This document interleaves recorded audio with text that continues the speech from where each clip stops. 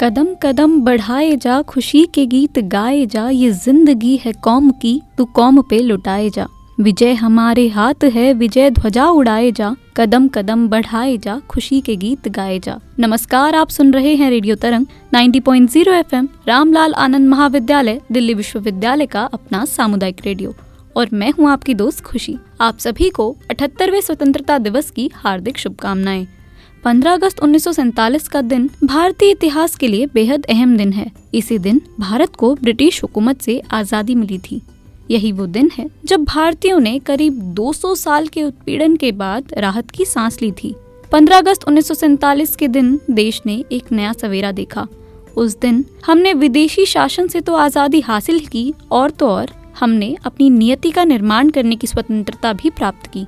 उस दिन से आज तक ये दिवस हर वर्ष धूमधाम से मनाया जाता है और आज़ादी के लिए शहीद हुए सेनानियों को याद किया जाता है। इस अवसर पर स्कूलों, कार्यालयों और सरकारी संस्थानों में तिरंगा फहराया जाता है और युवाओं को आज़ादी का महत्व समझाने के लिए भाषण प्रतियोगिताओं, सांस्कृतिक कार्यक्रमों का आयोजन भी किया जाता है। आज रेडियो तरंग भी आज़ादी के इन 77 सालों का उत्सव मना रहा है और इस उत्सव को हमारे साथ मनाने के लिए आए हैं कुछ मेहमान। स्वर्णिम पग संस्था जे कॉलोनी से कक्षा 11वीं और 12वीं में पढ़ने वाली छात्राएं। चलिए सुनते हैं उनकी कविताएं, कहानियां और गीत। सबसे पहली कविता है कक्षा 11वीं से काजल की। उनकी कविता का शीर्षक है मैं उस भारत से आती हूँ। नमस्कार, मेरा नाम काजल है। मैं कक्षा 11वीं की छात्रा हूँ और आज यहाँ स्वर्णिम पग संस्था की ओर से आई हूँ। मुझे यह अवसर देने के लिए रेडियो तरंग का धन्यवाद और आप सभी को स्वतंत्रता दिवस की हार्दिक शुभकामनाएं। राम नाम, पता है कितनी दिक्कत होगी अगर राम नाम समझ में आ जाए तो। भाई राम राम तो कह लोगे, पर राम से दुख भी सहना होगा। और पहली चुनौती ये होगी कि मर्यादा में रहना होगा। और मर्यादा में रहना यानी कुछ खास नहीं कर जाना है, बस त्याग को गले लगाना है और अहंकार को जलाना है।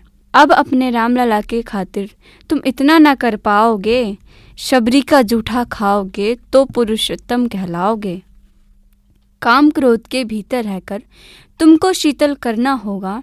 बुद्ध भी जिसकी छाँव में बैठे वैसा पीपल बनना होगा।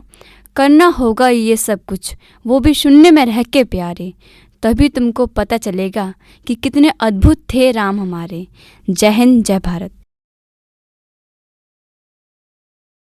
नमस्कार, मेरा नाम काजल है और मैं कक्षा 11वीं की छात्रा हूँ। रेडियो तरंग का धन्यवाद। आप सभी को मेरी ओर से स्वतंत्रता दिवस की हार्दिक शुभकामनाएं। मैं इस शुभ अवसर पर आपके सामने एक कविता प्रस्तुत करने जा रही हूँ। सीने में जुनून और आँखों में देशभक्ति की चमक रखती हूँ। कि सीने में जुनून और आँखों में देशभक्ति की चमक रखती हूँ। दुश्मन की सांसें थम जाए, आवाज़ में इतनी धमक रखती हूँ। मैं भी वही हूँ जो आप हैं। जी हाँ, माँ भारती की संतान। भारत, मैं उस भारत से आती हूँ जिसके होठों पर गंगा और हाथों में तिरंगा है। वो भारत जो कभी सत्यम शिवम सुंदरम, कभी वंदे मातरम, तो कभी पंजाब सिंध गुजरात मराठा द्राविड़ उत्कल बंगा है। मैं उस भारत से आती हूँ जो ठुकराए हुए लोगों की शरण स्थली बन जाता है और 7 समंदर पार परदेशियों को भी सिस्टर एंड ब्रदर्स कहकर बुलाता है। मैं गौतम के भारत से आती हूँ जहाँ जनहित के लिए एक राष्ट्रपुत्र सन्यासी हो जाता है।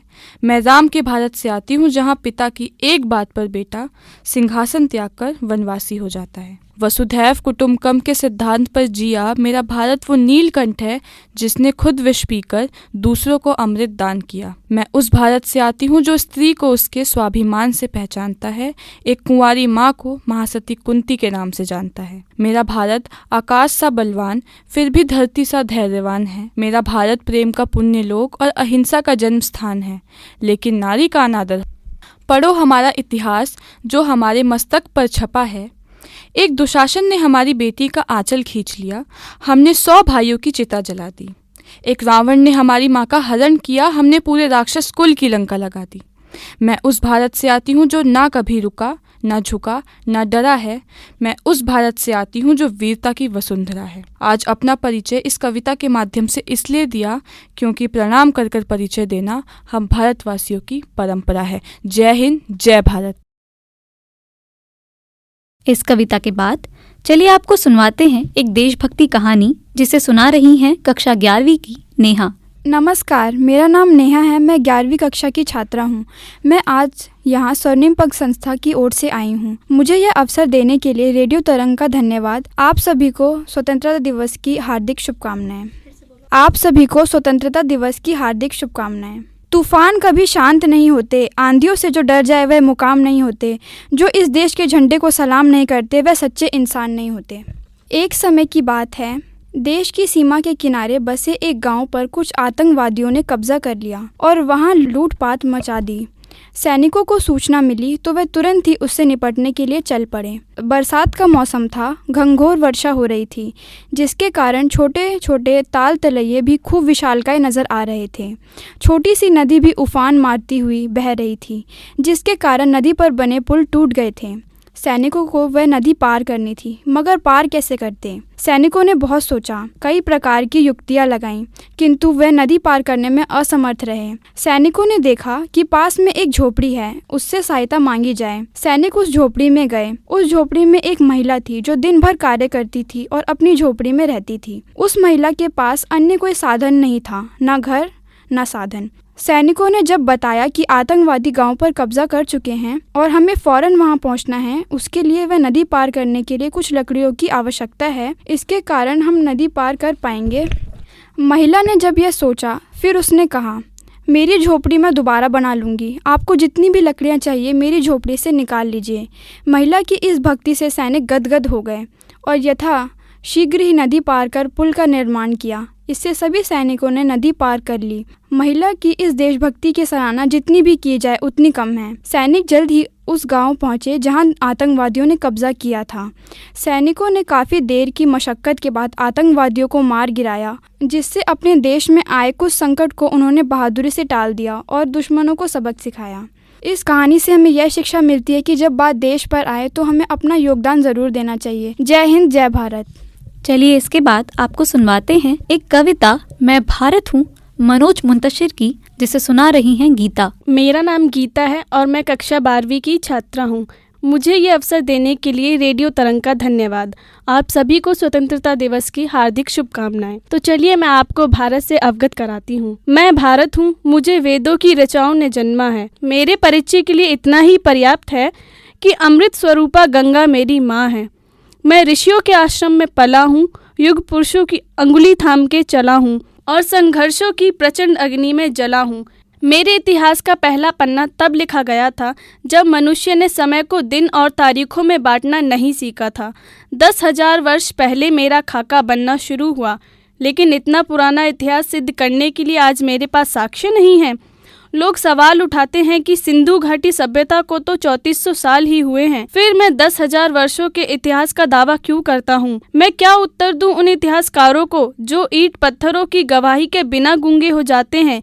3400 साल पहले के अवशेष तो उन्हें दिखते नहीं, लेकिन 5,000 वर्ष पहले कुरुक्षेत्र में शस्त्र त्याग चुके अर्जुन को गीता का ज्ञान देते कृष्ण नहीं दिखाई देते? 7,000 वर्ष पहले सरयू के तट पर सूर्य को अर्घ देते श्री राम नहीं दिखाई देते? और 8,000 वर्ष पहले रची गई ऋग्वेद की ऋचाएं दिखाई नहीं देती? आज मानचित्र पर मेरी जो छवि है, मैं हमेशा से ऐसा नहीं था। अनेक टुकड़ों में कटा हुआ था, जनपदों महाजनपदों में बटा हुआ था। फिर एक दिन तक्षशिला में जन्मे मेरे एक पुत्र ने अपनी शिखा खोल दी और यहीं से मेरे अखंड राष्ट्र बनने का मार्ग भी खुल गया।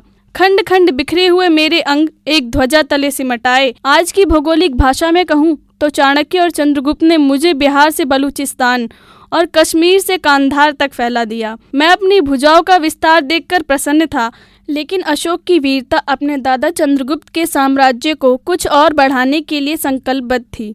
अशोक ने मेरे बाजू तक्षशिला से ईरान तक खोल दिए। मेरा विस्तार पूरे विश्व को अचंभित कर रहा था, भौगोलिक और आध्यात्मिक दोनों रूपों में। एक तरफ मेरे हाथों में चमकती हुई तलवारें लहरा रही थी, तो दूसरी ओर मेरे गले से बुद्ध और महावीर की वाणी गूंज रही थी। फिर कई सदियां बीत गईं, मैं समय के धरातल पर कभी दौड़ा, कभी चला, कभी घुटनों के बल रेंगा, लेकिन रुका कभी नहीं। मुझे कृष्ण के वचन हमेशा याद रहे, यदि मैं सीधे हाथ से कर्म करूंगा तो उल्टे हाथ में विजय अवश्य होगी। कर्म योग के सिद्धांत पर चलता हुआ मैं वैभव और संपदा के शिखर पर जा पहुंचा। मुझे सोने की चिड़िया कहा जाने लगा और मेरी चमक सुदूर देशों में बैठे लुटेरे और आक्रमणकारियों को लुभाने लगी। अरब, महमूद, तुर्क, तैमूर, मंगोल घोड़ों पे चढ़ के धूल उड़ाते हुए आए और मेरे मंदिरों का सोना चुरा ले गए। मेरे ग्रंथ जला दिए, मेरा इतिहास छिन्न भिन्न कर दिया। अनगिनत घाव लगे मेरे बदन पर, लेकिन विश्व बंधुत्व का आदर्श छाया रहा मेरे मन पर। मैं परदेशी शमशीरों की चोट खाता रहा और अतिथि देवो भवा दोहराता रहा। मेरी यही शांति प्रियता 7 समंदर पार से आई हुए अंग्रेजी सौदागरों के लिए वरदान बन गई। मेरे राजाओं के दरबार में जमीन पर नाक रगड़ने वाले गोरे अचानक राज सत्ताओं के स्वामी बन गए। विक्टोरिया की भेजी हुई बेड़ियों ने मुझे ऐसे जकड़ लिया कि मेरी रक्त शिराएं पीड़ा से कड़ा उठी। सैकड़ों वर्ष तक विक्टोरिया की भेजी हुई बेड़ियों ने मुझे ऐसे जकड़ लिया कि मेरी रक्त शिराएं पीड़ा से करहा उठी। सैकड़ों वर्षों तक विश्वासघात के धुएं में मेरा दम घुटा। मुझे याद भी नहीं आता कि कितनी बार मेरी गरिमा का हनन हुआ, कितनी बार मेरा स्वाभिमान लूटा। लेकिन मैंने भी ऐसे लाल पैदा किए थे जो रंग दे बसंती गा के मेरे लिए फांसी के तख्ते पर झूल गए। ऐसी बेटियां जन्मी जो दूध मुए बच्चे को पीठ पर बांधकर अंग्रेजों से जा भिड़ी और उनकी लाल वर्दियों के धागे खोल दिए। मेरा एक बेटा अल्फ्रेड पार्क में एक पिस्तौल लिए अनगिनत अंग्रेजी राइफलों से लड़ गया और जब पिस्तौल में आखिरी गोली बची तो वंदे मातरम बोलकर मेरे चरणों में भेंट चढ़ गया। जो हाथ मेरी ओर बढ़े मेरे वीरों ने काट कर फेंक दिए। जो आंखें मुझ पर उठीं वो बुझ गईं हमेशा के लिए।